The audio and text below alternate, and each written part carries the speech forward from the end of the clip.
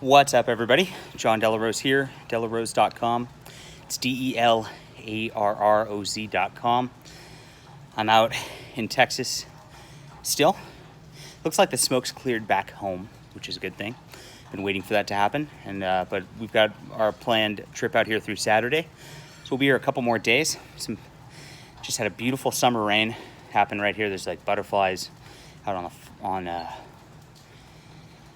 the flowers. It's good stuff. So I just hit the gym. That's why I'm a little out of breath and sweaty here. Sorry about that. And if you haven't hit the gym and haven't gone outside and just looked at beautiful things, I highly recommend you do both those things every single day. All right. So the title of this video is What is My Vision? And my vision is different than a lot of other people's. And I've come to recognize that over the last couple of years.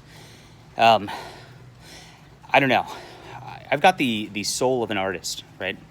And that means I'm very passionate about things. I feel a lot. I have the empathy. It's very different than a lot of commercial art where they're just kind of copying other works and putting a little twist on it or whatever, and then saying it's brilliant, right?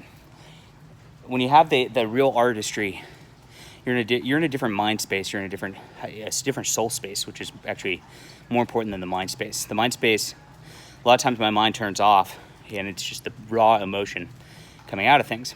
So as I started to get into this field, this starts back in science fiction, I really envisioned a community of writers, artists, musicians, whatever, really getting together, learning from each other's wisdom, learning from each other's ways to express emotions, learning from each other's experiences in business, everything. And I always envisioned just hang out in the circles, have this sort of, it's a bohemian dream, right? This is actually what the Bohemian Club was designed to do back in the late 1800s. If you're not familiar with the Bohemian Club, you should look that up. But what they did back then, they got everybody together. They got, Mark Twain, all the big writers, all the big musicians. They all got together, spent time together, drank together, ate together, produced plays together for each other and with each other. They'd have a big room they'd enter into as they went in, and a symphony orchestra would be playing music, smoke cigars, hang out. And that's what I envision for the artist community. Obviously, it's harder to do things extravagant, especially in today's world when art is not prized. It's not treated as something valuable. It's treated as a commodity. You just click download real quick on Spotify, right? Click download real quick on Kindle Unlimited. You get a book for $1, maybe lasts a month, right? Art's not treated in the way that you can almost have a bohemian set up without real patrons supporting that kind of lifestyle. But I do envision in the online community that we'd get this going and kind of have this community love and empathy, care for each other, have each other's backs. And this is an inherently Christian concept too, if you think about it, right? This is what Christianity was designed to do.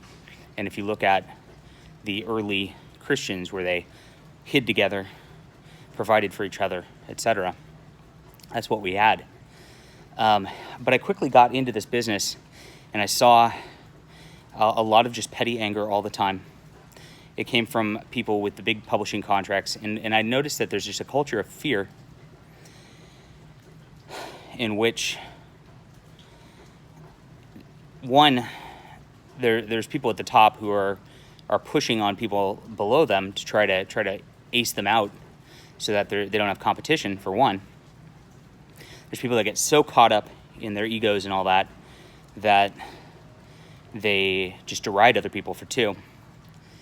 And then there's the middle tier, which is so afraid of losing their contract or losing their job or losing their audience. Even among YouTubers, I see this. Even low-level YouTubers, I see this. They're so afraid of losing 10 subscribers that they just won't be real with people and won't treat people with love and dignity, right? And so that's what I saw out for real when I had this vision. And so I get really upset when I see that, like, this is what should be. This is the ideal world. This is the godly, heavenly, bohemian world, right? And this is the way the actual industry is. And it transcends politics, right? We frame a lot with politics because, you know, of course, that's all everybody expresses online. The personal and the political melded together now.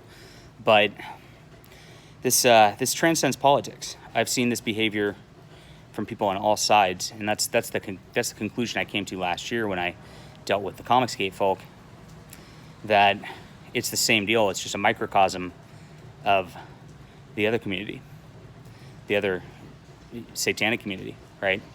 And that is the essence of evil, is division, fear-mongering, hatred. So how do we change it, right? Because I want that vision. I still strive for that vision.